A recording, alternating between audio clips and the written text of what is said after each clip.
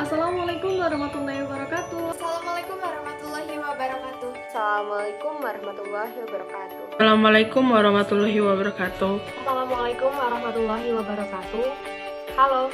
Halo. Halo, kami dari kelompok 2 Dari kelompok 2 Mikrobiologi 4C Dengan dosen pengampu Ibu Marlina Kamelia MSc. Perkenalkan, nama saya Afrodita Febriana akan menjelaskan tentang materi tentang latar belakang penelitian, pengendalian, pengertian, penjelasan lebih lanjut tentang mol tapis. Pengertian mikroorganisme lokal atau mol adalah kelompok mikroorganisme yang bermanfaat sebagai starter dalam pembuatan pupuk organik padat maupun cair. Sederhananya adalah semacam bakteri pembuatan sendiri atau lokal untuk menyuburkan tanah atau untuk menguraikan sampah organik menjadi kompos yang berguna sebagai nutrisi atau vitamin bagi tanah agar dapat subur. Jenis penelitian yang digunakan adalah eksperimen atau percobaan. Penelitian ini dilakukan lebih dari satu kelompok dengan bentuk perlakuan yang berbeda.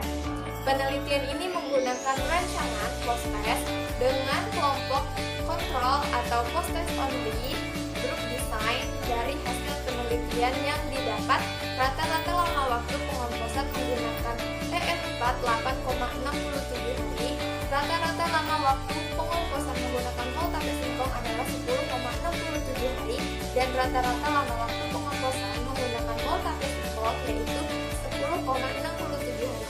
Terdapat rata-rata suhu kompos dengan aktivator EM4 adalah 32,69 derajat Celcius. Rata-rata suhu kompos dengan aktivator mol tapis singkong adalah 34,72 derajat Celcius. Dan rata-rata suhu kompos tanpa menggunakan aktivator atau kontrol adalah 33,68 derajat Celcius.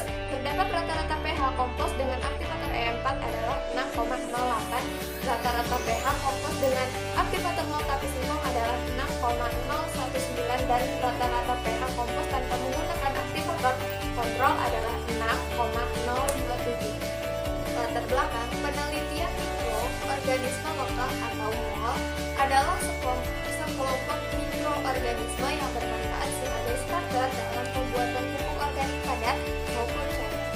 Larutan mol mengandung hara, mikro, makro, dan bakteri yang berfungsi sebagai dekomposter, perangsangan tumbuhan, dan agen pengendalian hama atau penyakit, dan pestisida dari organik, terutama sebagai fungusida. Tape singkong merupakan salah satu bahan yang bisa digunakan dalam pembuatan mol. Kesulitan mendapatkan pupuk pada saat musim tanam membuat petani harus bergantung terhadap pupuk kimia yang mahal, sehingga petani mencoba mencari jalan keluar untuk mengurangi ketergantungan terhadap pupuk kimia tersebut. Salah satunya adalah dengan menggunakan pupuk kandang. Akan tetapi, pembuatan pupuk kandang membutuhkan waktu yang relatif lama, yaitu sekitar 3-4 bulan untuk dapat menghasilkan pupuk kandang yang siap pakai. Solusi bisa dilakukan adalah dengan cara memanfaatkan mol atau mikroorganisme lokal sebagai dekomposter yang menguntungkan untuk digunakan dalam mempercepat proses pembuatan pupuk kandang padat maupun cair. Mol dapat bersumber dari bermacam-macam bahan lokal. Salah satunya adalah tape singkong. Perkenalkan, nama saya Wayan Atisdia dengan NPM 2011060297. Di sini saya akan menjelaskan mengenai proses pembuatan mol tapai. Baiklah, di sini saya akan melakukan cara pembuatan mol tapai. Sebelum ke cara pembuatannya, di sini saya sudah menyiapkan bahannya terlebih dahulu. Yang pertama ada 1 liter air leri atau air bekas cucian beras. Yang kedua ada gula merah yang sudah dicairkan. Dan yang ketiga ada tapai singkong yang sudah dihaluskan sebanyak 1 ons. Baik, proses pembuatan mol tapai yang pertama adalah kita memasukkan tapai yang sudah dihaluskan tadi ke dalam air leri atau air cucian beras.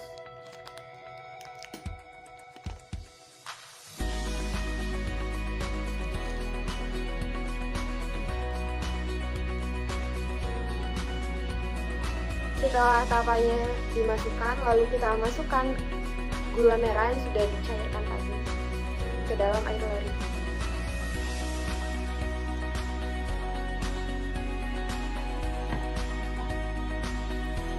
Setelah sudah dimasukkan semuanya seperti ini, lalu kita tutup sebentar untuk dikocok agar semuanya tercampur merata.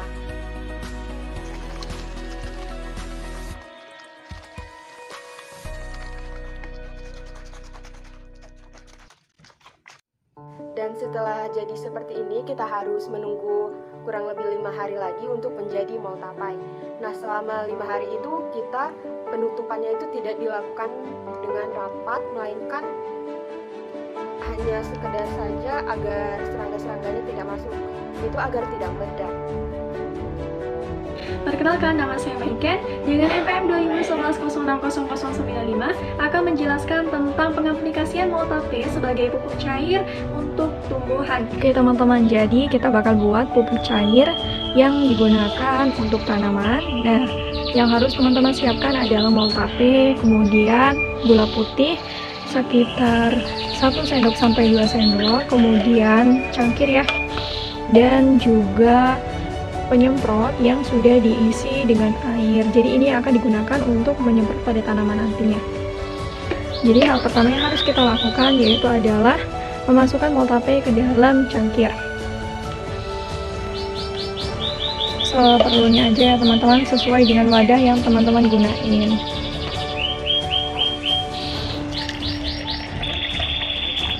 Kemudian teman-teman masukkan gula putih ke dalamnya. Karena alat penyemprot yang saya gunakan ukurannya tidak terlalu besar, jadi saya menggunakan ukuran 1,5 sendok gula putihnya. Kemudian kita aduk-aduk, lalu kita masukkan ke dalam alat penyemprotnya. Air yang saya masukkan ke dalam botol ini setengah dari lingkaran ini ya. Lalu saya masukkan, saya taruh mangkok di bawahnya agar airnya tidak tumpah ke lantai. Kita masukkan.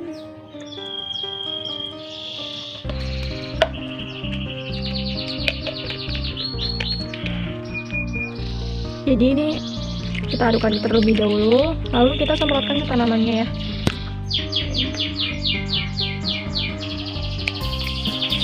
Lalu semprotkan teman-teman.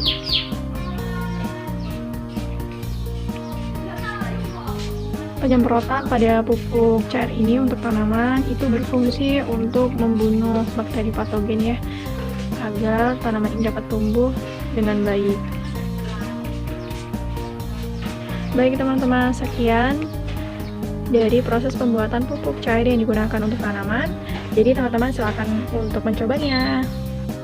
Perkenalkan, nama saya Medi Lestari dengan NPM 2011060096 akan menjelaskan materi tentang pengaplikasian cairan pada makanan ternak. Baiklah teman-teman, kita akan membuat pupuk padat yang digunakan untuk bahan pangan ternak ayam. Yang harus disiapkan pertama Moltape, gula putih 2 sendok, cangkir, air sedikit, dan bahan pangan ternak dedak dan teman-teman dedak yang diberi Moltape. Kemudian kita fermentasi untuk menghasilkan dan membangkitkan zat-zat bergizi yang lebih maksimal untuk diserap oleh tubuh ayam. Di sini ada 4 ounce dedak. Di sini kita akan fermentasi dengan air kurang lebih setengah gelas, kemudian Moltape setengah gelas, dan 2 sendok gula putih. Baiklah, simak video langkah-langkahnya di samping ini. Baiklah, pertama-tama masukkan air di dalam gelas yang telah disiapkan dan Moltape setengah gelas lagi. Kemudian campurkan bersama dengan air yang telah disiapkan. Kemudian tambah 2 sendok gula putih.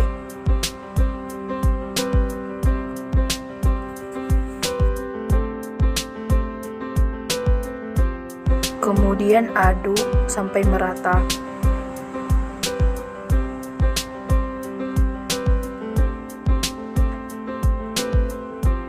Kemudian siapkan dedak yang telah disiapkan. Kemudian masukkan semuanya ke dalam wadah dan aduk secara merata.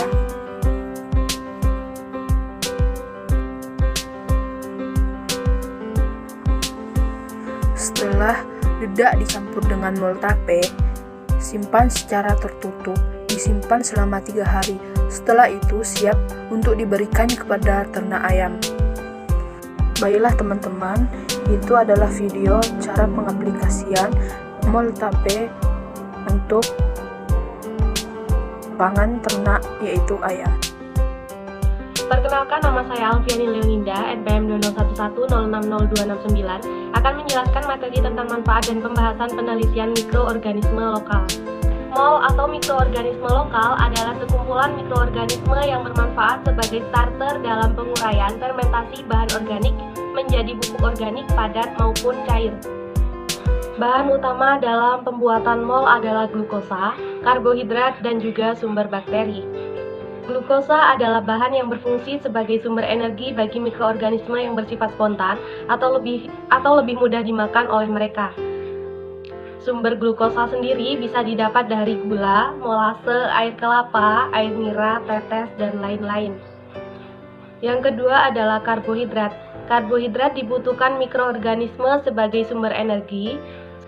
Sumber karbohidrat bisa diperoleh dari air cucian beras, nasi bekas atau basi, singkong, kentang, gandum, bekatul, dan lain-lain. Serta yang terakhir adalah sumber bakteri atau mikroorganisme lokal yang bisa diperoleh dari bonggol pisang, rebung bambu, keong mas, aneka buah-buahan, nasi, urin, pucuk daun labu, tapai singkong, dan lain-lain.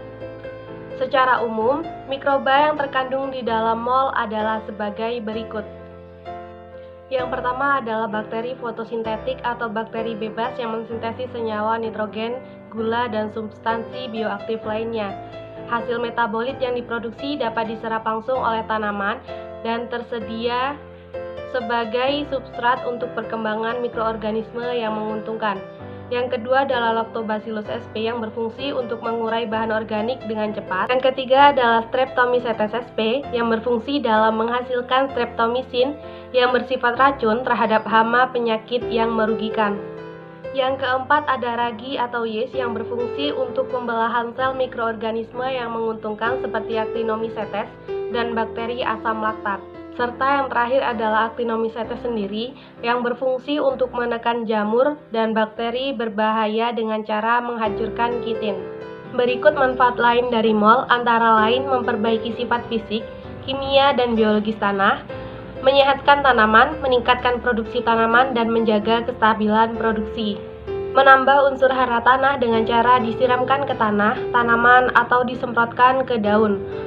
Sekian, terima kasih. Assalamualaikum warahmatullahi wabarakatuh. Assalamualaikum warahmatullahi wabarakatuh. Assalamualaikum warahmatullahi wabarakatuh. Assalamualaikum warahmatullahi wabarakatuh.